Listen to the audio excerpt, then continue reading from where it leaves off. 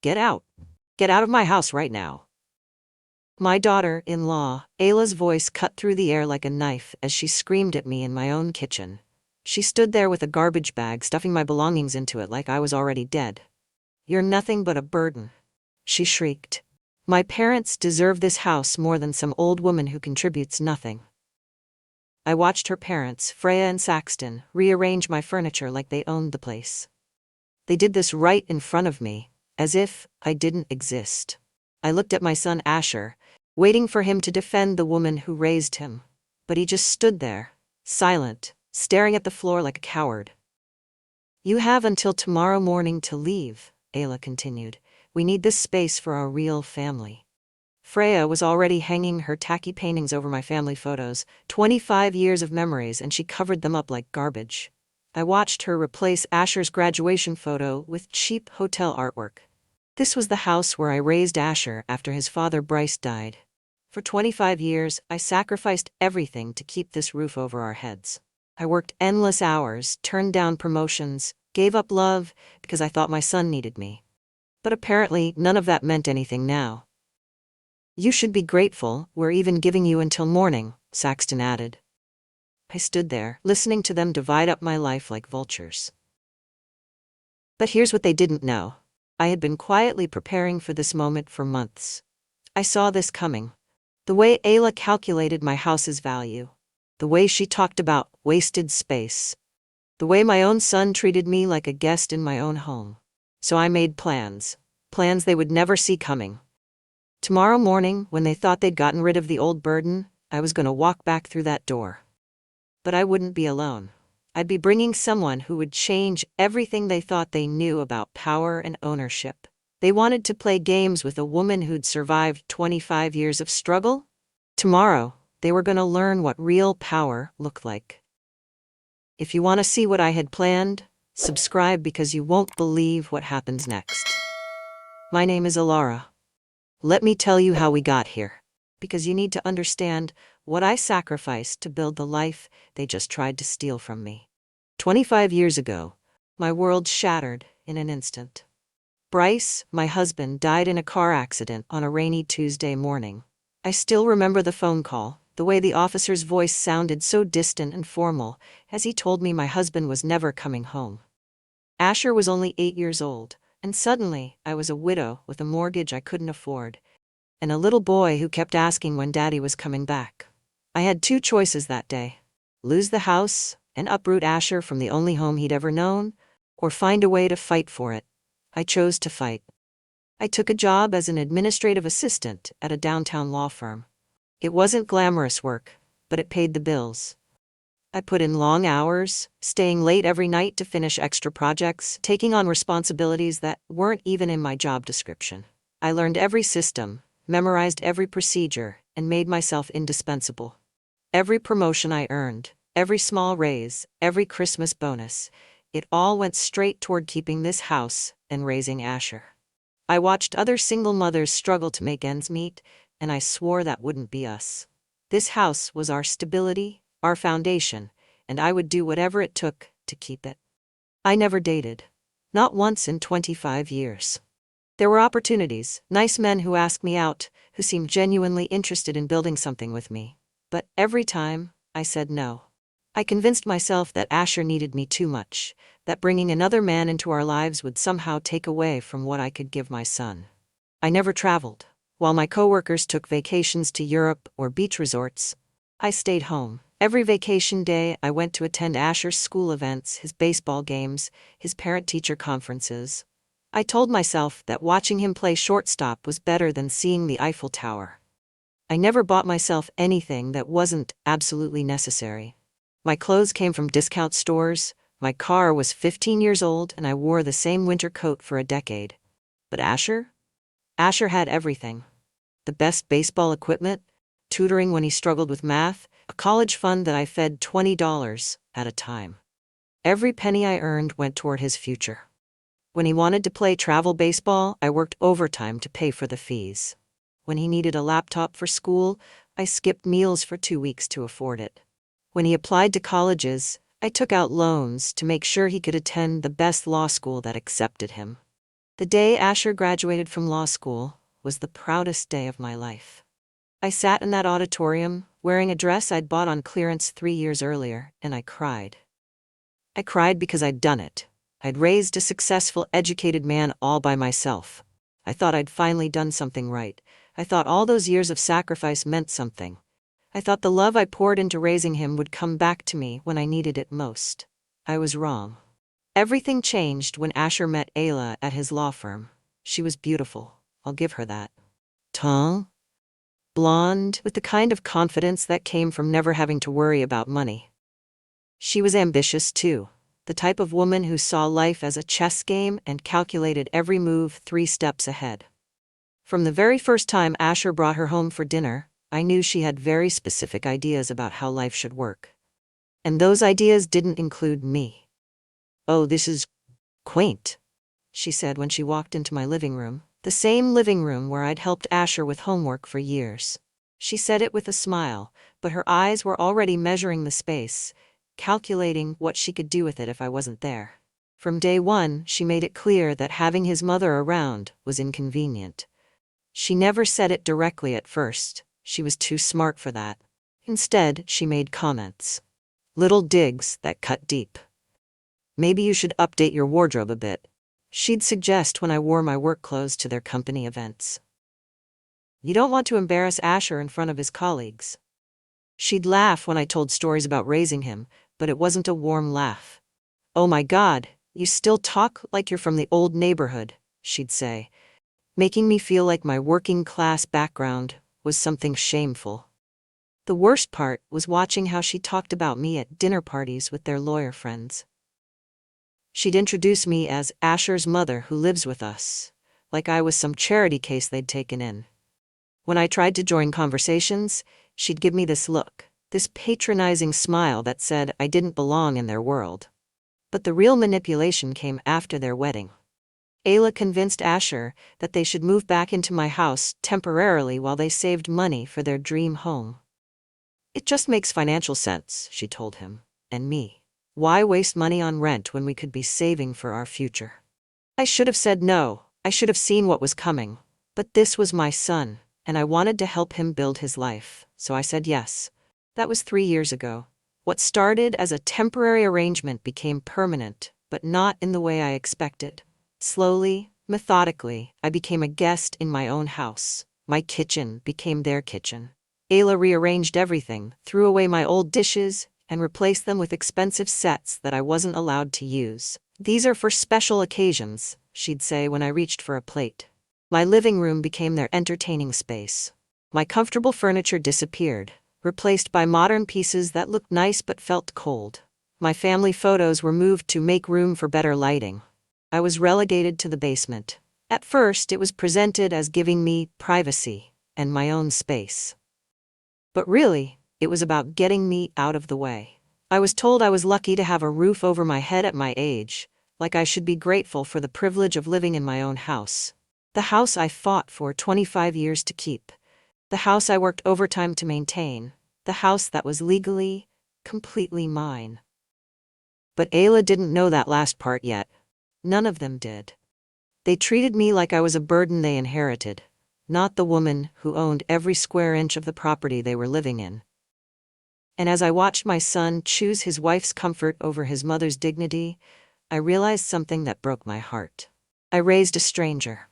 The little boy I sacrificed everything for had grown into a man who could watch his wife humiliate his mother and say nothing. But they had no idea what was coming. Because while they were busy making me feel small in my own home, I was making plans that would change everything. Last month, everything got worse. Ayla made an announcement that would push me over the edge.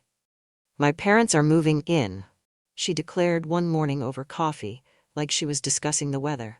"They lost their retirement savings in some investment scam and need a place to stay."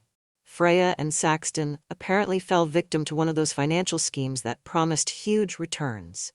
Their entire nest egg, gone. At their age, they had no way to rebuild what they'd lost, and suddenly they needed somewhere to live. I felt bad for them.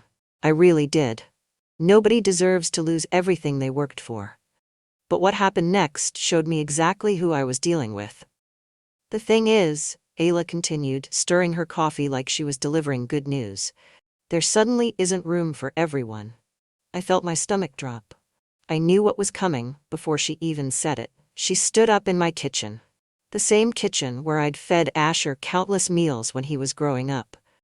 The same kitchen where I nursed him through fevers, helped him with homework, packed his lunches every single day for years.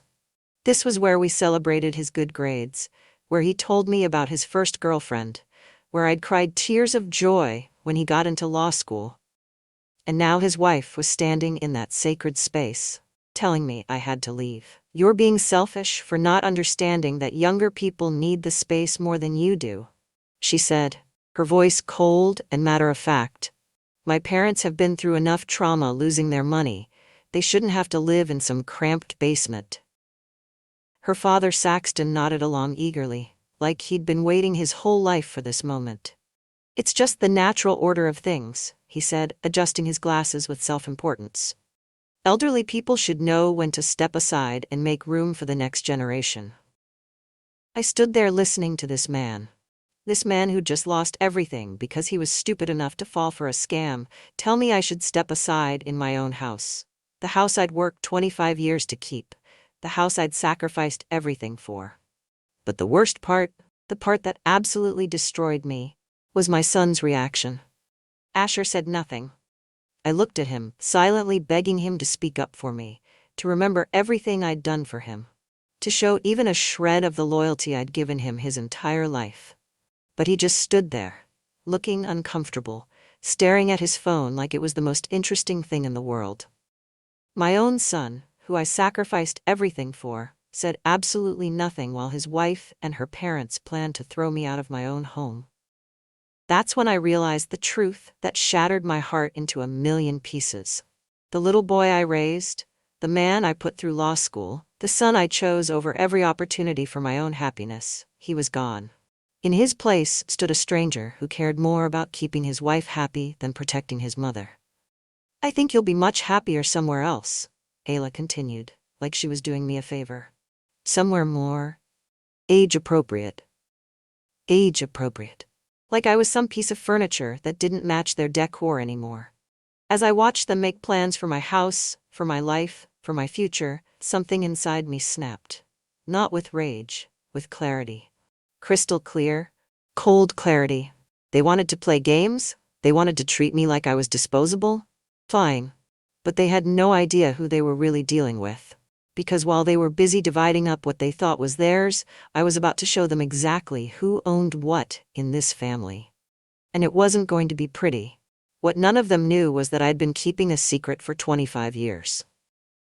A secret that was about to change everything. When Bryce died, yes, his life insurance went toward paying off the mortgage. That part was true.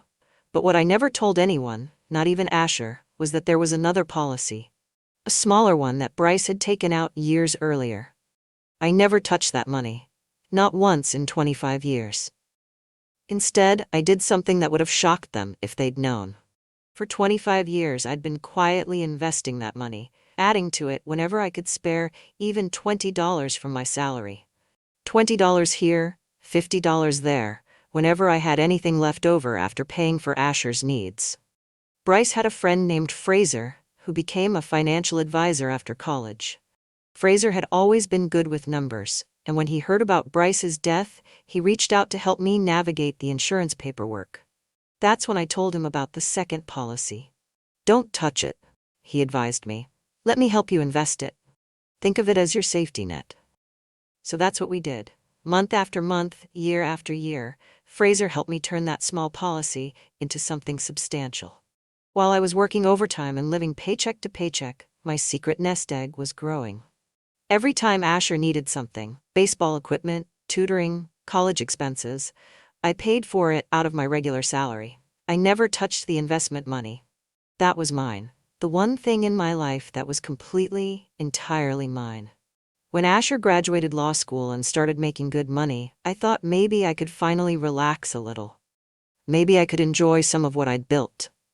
But then Ayla came into the picture, and everything changed. Last month, when I started sensing what was coming, when I saw the way they looked at my house, When I heard Isla's comments about wasted space, I made a decision that surprised even me. I called Fraser. I want to put the house on the market, I told him. There was silence on the other end of the line. Fraser watched me sacrifice everything for 25 years to keep this house. He knew what it meant to me. Are you sure? He asked gently. I'm sure, I said. And for the first time in years, I actually was. I wasn't doing it to spite them. I wasn't doing it out of anger or revenge. I was doing it because I finally realized something that should have been obvious years ago. Keeping a house full of people who despise you isn't love. It's self-destruction. I spent 25 years pouring love into people who saw me as a burden. I sacrificed my own happiness, my own future, my own life, for people who couldn't wait to get rid of me. And for what? So they could treat me like a servant in my own home? So they could make me feel ashamed of who I was and where I came from? So they could plan my eviction like I was some unwanted tenant? No, I was done with that. So I put the house on the market. Quietly, discreetly, without telling any of them. And because the housing market in our area had exploded over the past few years, the offers started coming in immediately. The house they thought belonged to them, the house they were so casually planning to keep while throwing me out, it was about to become someone else's property entirely. And they had absolutely no idea what was coming. If you want to see the look on their faces when they found out what I'd done, make sure you subscribe, because what happened next was absolutely priceless. And tell me in the comments, would you have done the same thing in my situation, or would you have handled it differently? Because tomorrow morning was going to be a day they'd never forget. The next morning, I was supposed to be gone.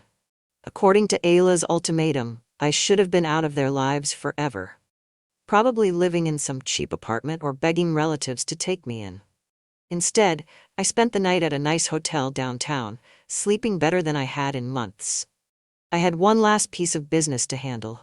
At exactly 10 a.m., I walked back into my house. But I wasn't alone.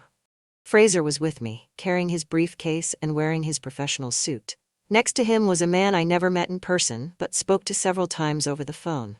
Camden, a real estate developer who'd been waiting to close on the property. The moment I opened the front door, I could hear Ayla in the kitchen. She was making breakfast for her parents, humming some tune like she didn't have a care in the world.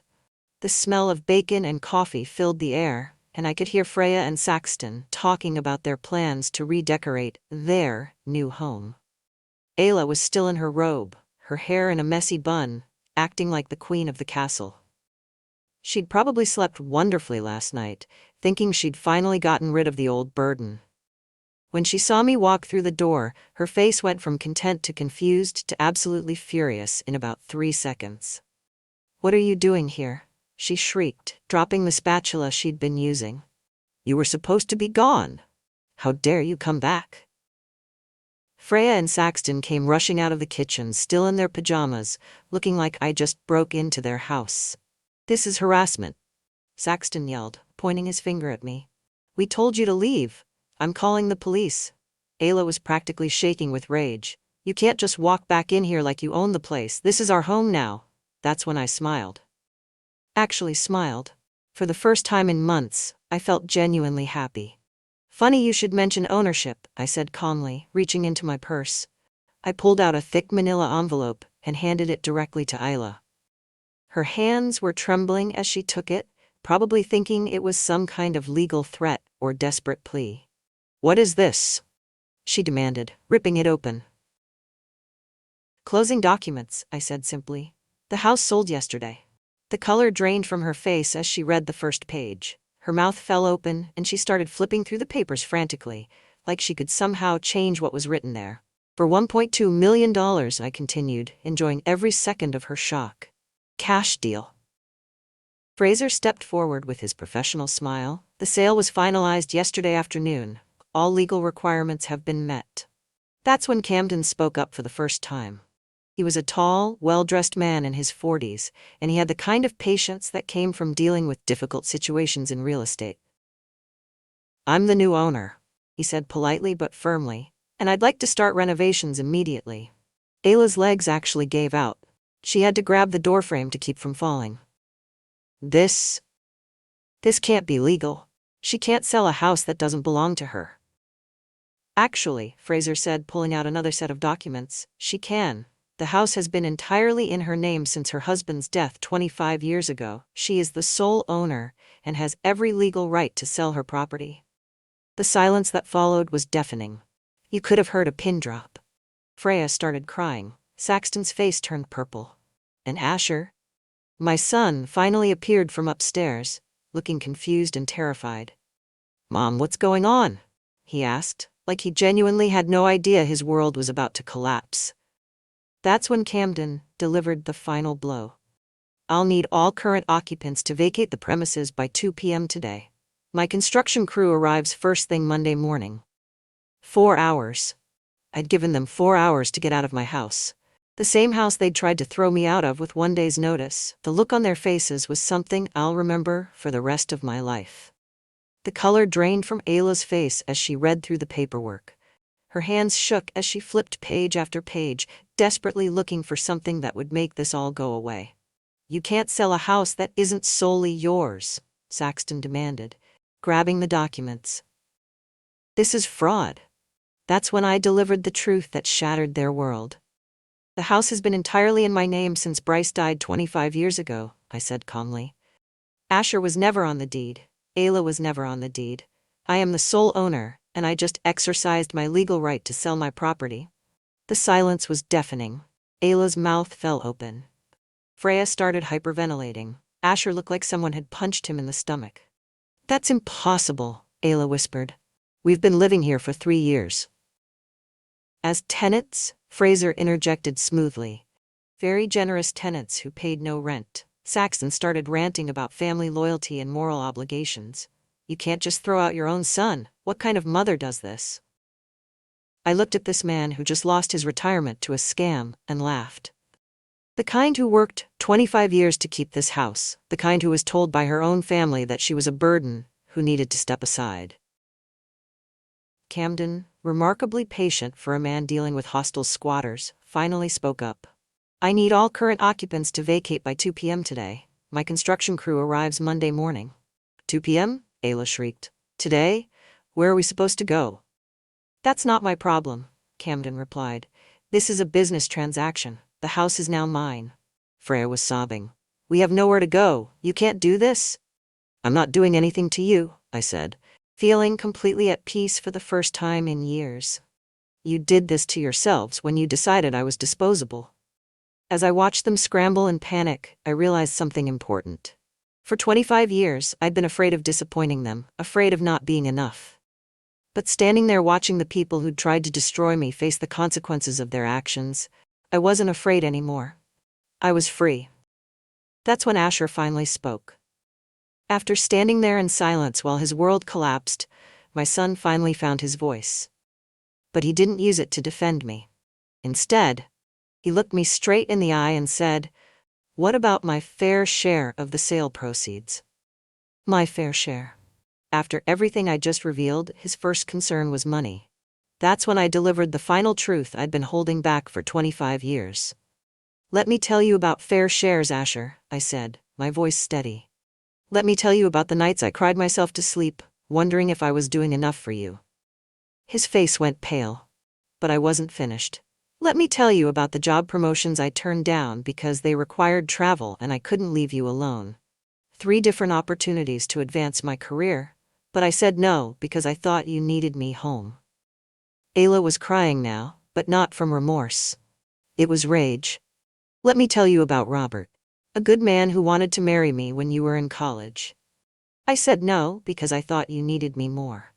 I chose you over love, over companionship, over having someone to grow old with. The room was dead silent. Let me tell you about the retirement I'll never have because I spent what should have been my golden years raising an ungrateful son who threw me away the moment it became convenient. Asher tried to speak, but I held up my hand. You want fair shares? I gave you 25 years of my life. I gave you my youth, my opportunities, my chances at happiness. And what did I get? A son who stood silent while his wife called me a burden. Ayla was sobbing now. Where are we supposed to go? What are we supposed to do? I walked over to the wall where Asher's law degree hung, the degree I'd paid for. I took it down and handed it to her.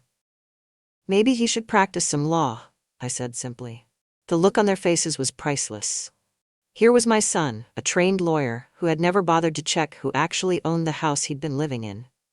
I hadn't raised a successful, grateful son. I'd raised an entitled stranger who saw me as nothing more than a resource to be used. But that was his problem now, not mine.